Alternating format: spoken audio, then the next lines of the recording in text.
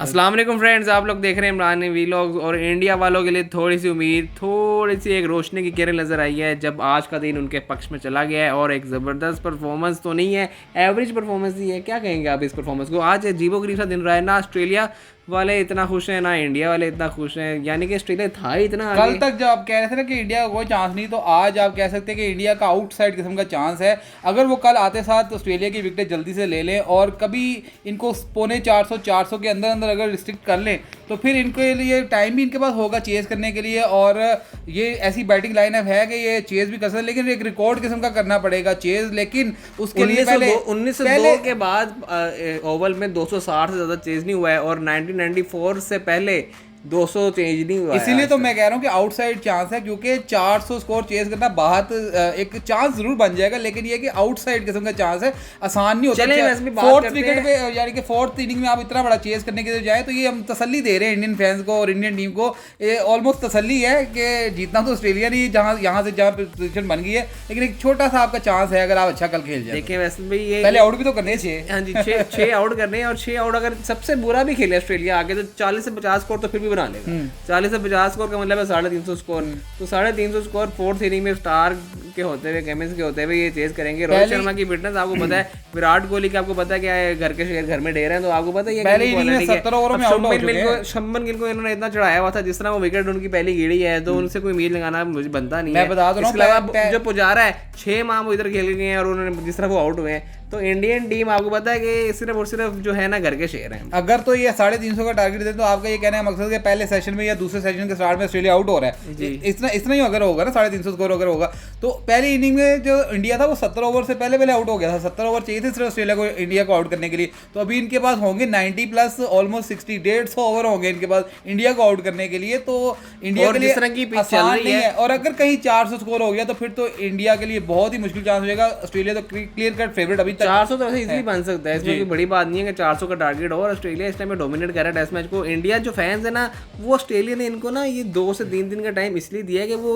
अपनी हार को तस्लीम कर ले, ताकि इनका दुख जो है वो कम से कम इनको दुख हो जो इंडियन फैंस हैं, क्योंकि ना बहुत क्रिकेट लगे वो कम से कम ये तो वो ये तो समझेंगे हमारे प्लेयरों ने थोड़ी सी वो कहते हैं ना थोड़ी इज्जत बचाने की कोशिश की है, फाइट किया थोड़ी सी। शायद हो सकता है इंडियन प्लेयर्स ने ऑस्ट्रेलिया वालों को बोलो भाई थोड़ी इज्जत बचाने तो आईपीएल वगैरह भी खेलना था आप लोगों ने, फिर हमें घर नहीं कोई जाने देगा। लेकिन बहरहाल क्या कर सकते हैं। लेकिन आप इसको देखें कि कल पहले सेशन के बाद ही जो है ना इनके लिए सब कुछ वादे हो जाएगा। या तो इनके जो चेहरे हैं वो बिल्कुल ही मुरझा जाएंगे इंडियन फैंस के और इंडियन टीम के, क्योंकि अगर पहला सेशन ऑस्ट्रेलिया अच्छा खेल गया फिर तो ये खत्म है कहानी, इंडिया की कहानी खत्म है, बाय बाय टाटा हो जाएगा। और डिक्लेयर अगर ये आउट नहीं कर पाते हैं तो ऑस्ट्रेलिया डिक्लेयर करेगा। ऑस्ट्रेलिया मेरा ख्याल है 450 तक अगर पहुंच गया ना, लीड ले गया तो फिर डिक्लेयर करेगा ऑस्ट्रेलिया। टाइम भी तो कम है ना। हाँ 450 तक अगर ले गया ऑस्ट्रेलिया तो फिर वो डिक्लेयर ही कर देगा, इससे ज़्यादा वो नहीं खेलेगा। लेकिन अगर इन्होंने इससे पहले अगर कोई इंडिया का चांस है, अगर इंडिया ने कोई फाइट करनी है, उसको चेस के लिए जाना है, मैच जीतने के लिए जाना है, तो इनको कल पहले सेशन में ऑस्ट्रेलिया को आउट करने की एक और बड़ी जबरदस्त बात हुई है जो रिकी पॉन्टिंग है। वैसे भी उन्होंने जब पहले दूसरे दिन का जो गेम खत्म हुआ था उसके बाद कह दिया था कि अब इंडिया के पास कोई चांस ही नहीं है, इंडिया ये मैच ना तो ड्रॉ कर सकती है ना ही ये जीत सकती है। तो रिकी पॉन्टिंग ने तो पहले ही कह दिया हुआ है। और जो हरभजन सिंह है उनका भी मैं इंटरव्यू देख रहा था, वो भी ये कह रहे थे, यानी कि मेरा और हरभजन सिंह और रिकी पॉन्टिंग का पॉइंट ऑफ व्यू पहले दिन से सेम है। हरभजन सिंह भी ये कह रहे हैं कि अब ये जितना हो सकता है टीम डिले कर रही है डिफीट को, लेकिन डिफीट से बच नहीं सकती है ये इंडियन टीम। और हरभजन सिंह आपको पता है कि बड़े जबरदस्त बाकी प्लेयर है। और एक और बात है कि पहले दिन जो थी ना इंडियन टीम वो चली गई थी वेंटिलेटर पे, दूसरे दिन आईसीयू पे आई है। आज थोड़ी सी ना उनकी ना कह लो कि जान में जान आई और आईसीयू से शिफ्ट हुए वार्ड में। तो अब देखते हैं कि कल ये दोबारा आईसीयू वार्ड में तो नहीं है, आईसीयू में दोबारा जाते हैं या फिर सीधा वेंटिलेटर पे जाते हैं या फिर कोई रिकवरी की तरफ आते हैं। देखते हैं आगे क्या होता है। लेकिन जबरदस्त इंटरेस्टिंग मैच हो रहा है। क्राउड अभी भी आ रहा है इंडिया का, अभी भी हाउसफुल जा रहा है। टिकटें तो ली हुई हैं, उनके ख्वाब थे, उन्होंने वर्ल्ड टेस्ट चैंपियनशिप जीतनी थी, अब उन्होंने पैसा तो लगाया हुआ है, उन्होंने पैसा पूरा तो करना है। लेकिन एक उम्मीद होती है ना, ऋषभ पंत ने ऐसी सिचुएशन में बहुत मैचेस जिताए हैं, हम लास्ट में आते हैं वो तेज 6 के लिए सेंचुरी भी बना देते हैं। लेकिन अब केस भारत है जो उस तरह के प्लेयर नहीं है, वो क्लास ऑफ इंडिया की। अब एक बार ही शार्दुल ठाकुर चले हैं ना, अब दूसरी बार भी उनसे अब 50 की उम्मीद लगाएं। इसके रेहाने जिस तरह एक बार 3-4 दफा बचे हैं, उनके 2 कैच छूटे हैं, एक बार एलबीडब्ल्यू छूटा है और प्लस 4th इनिंग है ना। अब ये विराट कोहली और रोहित शर्मा को चाहिए कोई शर्म खाएं, कुछ जिताए इनको मैच, अगर ये नहीं आज इस बार नहीं चलेंगे तो कब चलेंगे? देखिए बड़े प्लेयर एक तो ये पिछली बार साबित करें। पहले कहते थे जब ये वनडे में या T20 में बाहर होते थे ना, one bad day and we lost.